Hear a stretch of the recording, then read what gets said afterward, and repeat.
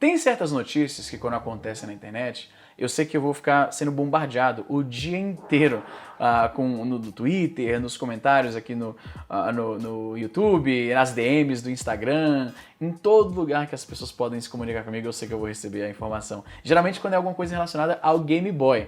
Tudo que aparece na internet com Game Boy, seja um sapato inspirado no design, na aparência do Game Boy, seja um novo jogo sendo projetado pela galera indie e tal, que geralmente isso acontece de vez em quando, né? Um console antigo que está recebendo um novo jogo porque a galera da internet se mobilizou para fazer um novo jogo para aquele console que já morreu. Geralmente qualquer coisa relacionada ao Game Boy, eu sei que eu vou receber muita mensagem pedindo para eu comentar e tudo mais.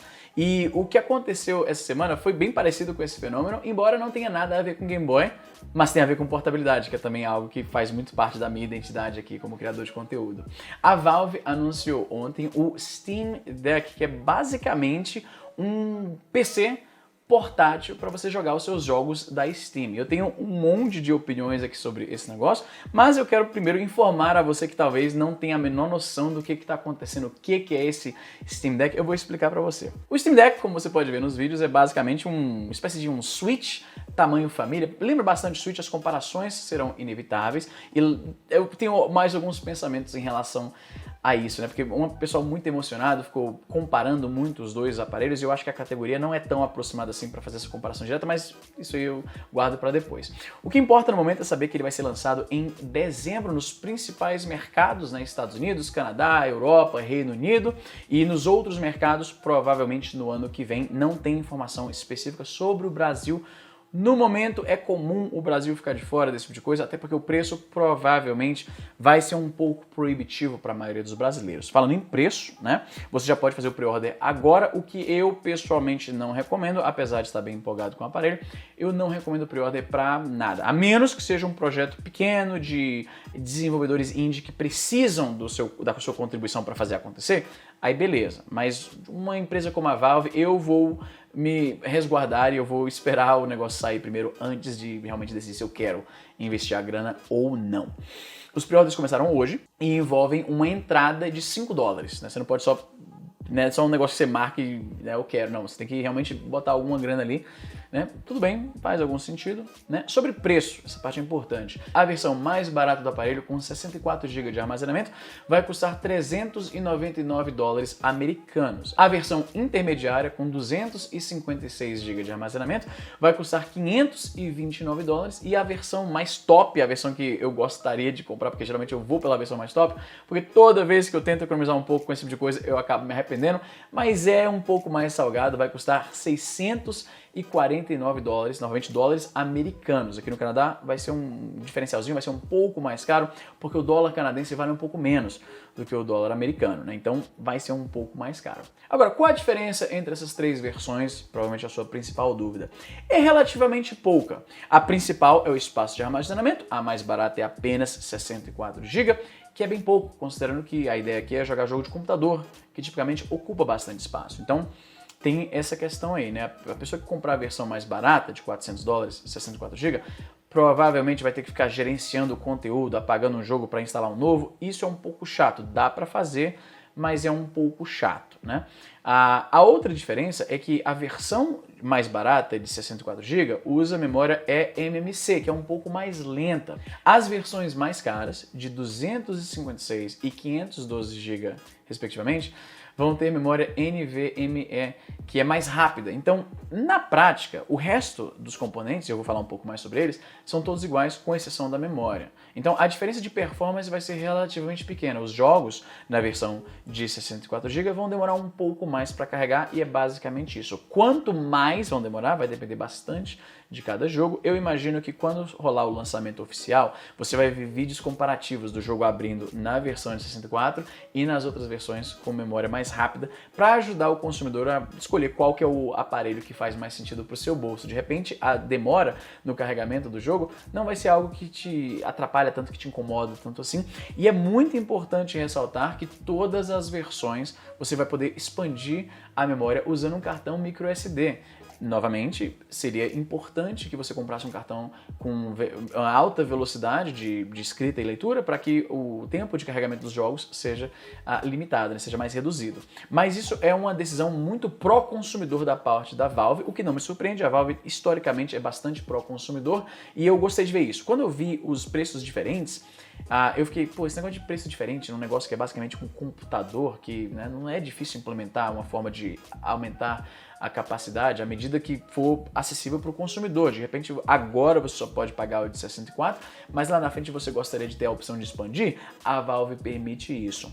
Sobre o preço, $400 e essa decisão de uma memória um pouco mais lenta, eu tenho a impressão, eles não falaram isso até onde eu vi, mas eu tenho a impressão que a Valve deve ter feito o que eles chamam de focus group, que é grupos de testes, para perguntar para a galera, fazer aquela pesquisa de ver qual o valor que os gamers estariam dispostos a pagar. Eu suspeito que 400 era o valor que eles acharam, e eles tentaram fazer um modelo que encaixasse nesse valor para que fosse popular como uma opção um pouco mais acessível. E aí, para tornar o aparelho mais barato, eles decidiram baratear na memória. Essa é a impressão que eu tenho, faz bastante sentido e é bom que o resto da performance ainda é o mesmo em todos os aparelhos. Isso rende muito menos confusão do consumidor, que é aquele fenômeno que o consumidor realmente não sabe qual comprar porque tem muitas diferenças entre os modelos, né? Então, muito bom da parte da Valve. Todos os modelos vêm com uma capinha, o que parece bobagem para você, mas eu acho muito bom que a empresa dê isso. Mais uma vez, é uma jogada bem pró-consumidor. Ela já te dá o básico que você precisa pro uso, para você curtir o aparelho, para você sair com ele de casa, jogar na bolsa e tal, né? Você não vai ter que se preocupar em achar uma capinha que funcione e tudo mais. Acho muito bom isso. Algumas fabricantes tinham o hábito de incluir capinhas com seus celulares, por exemplo, a Xiaomi e a Samsung. Aparentemente, isso não é uma prática que é muito mantida por essas empresas e eu gostei de ver a Valve fazendo isso, né? Sobre as qualificações técnicas do aparelho, isso é uma coisa que eu particularmente me interessa muito pouco. Eu me oriento mais em ver como é que é a experiência, eu me oriento mais na descrição da experiência, é bom, ruim, e números e tal, pra mim é uma parada muito esotérica, até porque número de hardware e tal, às vezes não se converte diretamente em uma boa performance. Às vezes, uma máquina muito boa não roda muito bem um jogo porque o jogo não foi muito bem otimizado, né? Um exemplo que eu sempre penso é o Shadow of the Colossus pro PS2.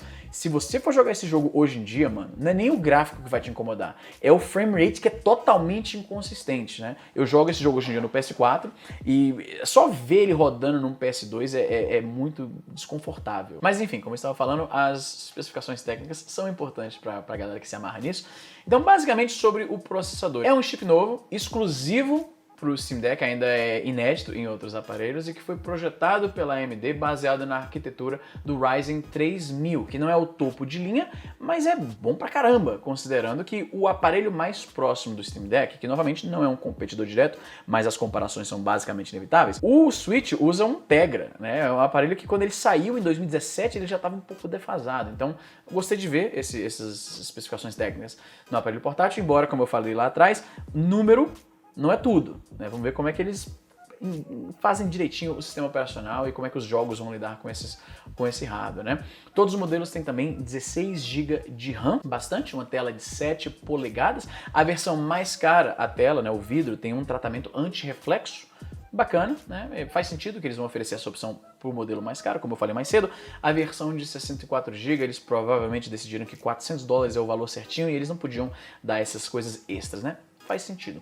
Sobre vida de bateria. A vida de bateria foi citada entre 2 e 8 horas. Talvez pareça muito imprevisível, um range muito, né, gritante a diferença de um lado do espectro para o outro, mas faz bastante sentido porque é o esperado, na verdade. É um aparelho portátil que vai estar sendo usado para jogar jogo de PC e tem jogo desde os indie bem que exigem muito pouco da máquina até os lançamentos mais recentes. E por causa disso, a bateria vai ser assim, né?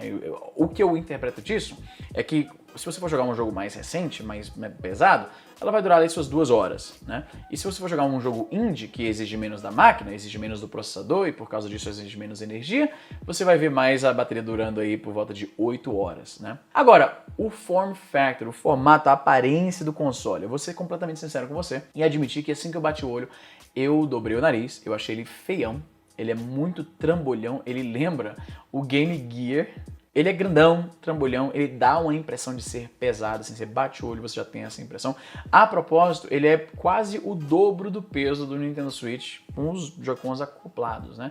Eu não tenho um grande problema com o peso do Nintendo Switch, mas segurar 2 Nintendo Switches por um tempo estendido talvez seja outros 500, né? Vamos ver aí, pelo menos ele é grande o bastante para que a sua mão espalme o aparelho de forma confortável. Eu sou um grande fanboy aqui do meu PSP Go, é o meu aparelho de emulação favorito, mas ele é pequeno, né? Então para algumas pessoas ele é um pouco inviável, a mão fica muito apertadinha, os dedos ficam em posições que não são muito naturais e pelo menos o Steam Deck, apesar de pesado, ele parece ter uma ergonomia até boa, mas novamente não usei ainda, vou precisar usar por um tempo para ver se a minha opinião se mantém. Eu mencionei mais cedo que especificações técnicas do aparelho me interessam muito pouco. Eu sou o tipo de consumidor, de fanático por tecnologia, que eu gosto mais de experimentar por mim mesmo e ouvir as experiências das outras pessoas. A descrição da experiência mais do que fazer aquela tabela do Excel com processador, memória e tal, e aí meio que extrapolar como é que os jogos vão rodar baseado naquilo. Qualquer PC gamer sabe que a potência do aparelho nem sempre se traduz em boa performance.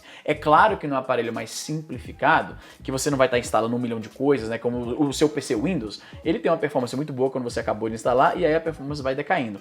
Eu espero que um aparelho que usa um sistema operacional dedicado para aquilo, só para jogo, a gente não vai ver essa mesma perda de performance ao longo do tempo, que é a experiência de console. O meu PS4, ele roda tudo perfeito do jeito que eu rodava quando eu comprei, e é o meu principal atrativo em um aparelho como o Steam Deck. É isso que eu quero poder jogar jogos de PC portatilmente e com a performance sempre tinindo. Eu só ligo a tela, cliquei lá no negócio e tô jogando, em vez de ficar fuçando e mexendo em configuração e abaixando lá os níveis da reprodução gráfica para que se adeque melhor à minha máquina. Isso a propósito, como eu falei, o software num aparelho como o Steam Deck vai ser mais importante do que o hardware. Eu espero, não sei se vai ser assim, mas eu acho que seria inteligente se o Steam Deck funcionasse de forma que o jogo conversa com o sistema operacional, né, o SteamOS, e ele fala, olha, esse jogo tá rodando no Steam Deck. Levando isso em consideração, vamos aqui automaticamente abaixar o nível gráfico para a melhor performance no aparelho sem a intervenção do jogador. Aí o jogador vai ter a segurança de qualquer jogo que ele roda no negócio vai rodar de forma satisfatória, mesmo que o jogo precise adequar a performance do aparelho. Não sei se isso vai ser implementado. É relativamente simples fazer isso, considerando que o hardware e o software, né, no caso o SteamOS, são da mesma empresa. É um approach que eu imagino que algo que a Apple faria, né, adequar o software, fazer o software conversar bem com o hardware para a melhor performance possível. Para quem leu a biografia do Steve Jobs, por exemplo, viu que aquilo fazia parte do design, da filosofia. Faz o software, faz o hardware, casa os dois e promove a melhor performance e experiência possível. É por isso que a gente sabe, até lugar comum, que um Mac tende a ter uma performance e um comportamento, digamos assim, mais fluido do que uma máquina Windows equivalente, né? Sobre a premissa de jogar jogo de PC portátil, é sempre importante, mesmo levando em consideração que de repente a Valve faz esse casamento, né, entre o SteamOS e os jogos adaptam automaticamente às configurações do SteamOS, do Steam Deck, aí você pode jogar sem essa preocupação de ficar mexendo com as configurações, que eu sei que PC Gamer gosta de ficar futricando com essas coisas, eu não gosto. O que eu quero é pegar o negócio e só jogar, maluco. Eu não quero ficar mexendo em nada, eu quero só pegar e jogar. Eu entendo que mesmo que a Valve faça isso, esse aparelho vai ser mais indicado para jogos um pouco mais antigos. Tipo, um jogo que saia hoje, eu não espero que ele vai rodar maravilhosamente no talo no Steam Deck. Eu acho que o Steam Deck ele vai brilhar para jogos ali de, digamos, 2018 para trás. Esses jogos vão rodar, eu imagino, muito bem. O resto você vai ter que, né, a sua expectativa vai ter que ser realista nesse aspecto. É importante frisar, eu sei que já deve ter gente comentando isso, que a Valve já tentou no passado entrar nesse mercado, nesse espaço de oferecer a experiência de PC Gamer num console. Foi o Steam Machine, que foi lançado em 2015, ele foi descontinuado apenas 3 anos depois, ele vendeu menos de 500 mil de unidades, foi um grande fracasso. Muita gente está com o pé atrás com o Steam Deck por causa desse histórico negativo. Mas, meu amigo, toda empresa às vezes se fode até achar o modelo certo. Compara o Wii U e o Switch, olha a diferença drástica de um approach mais acertado. Eles aprenderam as lições e entregaram algo que era a real visão deles alguns anos mais tarde. Eu penso que talvez o Steam Deck seja a mesma coisa. A gente vai lembrar do Steam Machine como um fracasso, assim como o Wii U foi, e aí olha agora a experiência que eles entregam. Eu acredito que é o caso, a Valve já provou muitas vezes que eles conversam com a comunidade, que eles estão atentos às necessidades, eles são gamers também. Então eu tenho um pouco mais de confiança nisso do que eu tenho, por exemplo, no Stadia da Google, né? Que eu sei que é outra pegada, mas a ideia é a mesma. É uma empresa que está tentando oferecer uma experiência diferente, baseada ali no hardware que ela está oferecendo, né? Que ela não tem um histórico muito bom nisso, né? Agora, uma coisa que muita gente estava perguntando, né? A comparação inevitável. Isso aqui vai matar o Switch, é o novo Switch, é o Switch Pro que a Nintendo não deu pra gente? O timing é foda, né? Porque a Nintendo acabou de anunciar o Switch OLED, que a internet esperava ser um Switch Pro com gráficos melhores, etc. Não foi. E aí o Steam Deck veio logo na rebarba, quase que para preencher a lacuna que ficou quando o Switch OLED foi anunciado e não era aquilo que a gente queria. Eu acho que não é a mesma categoria. Ele meio que...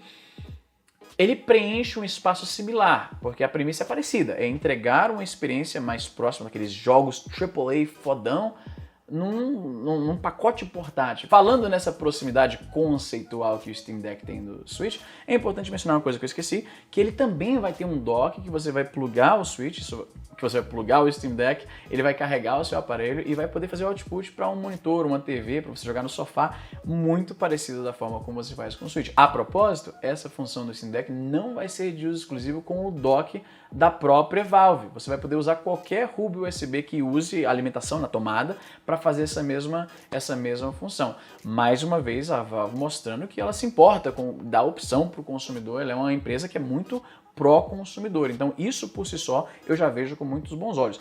É importante frisar também que o dock ele não tem nem data para ser lançado, não vai ser lançado junto com o aparelho, provavelmente não vai ser incluso com o aparelho e não tem nem preço.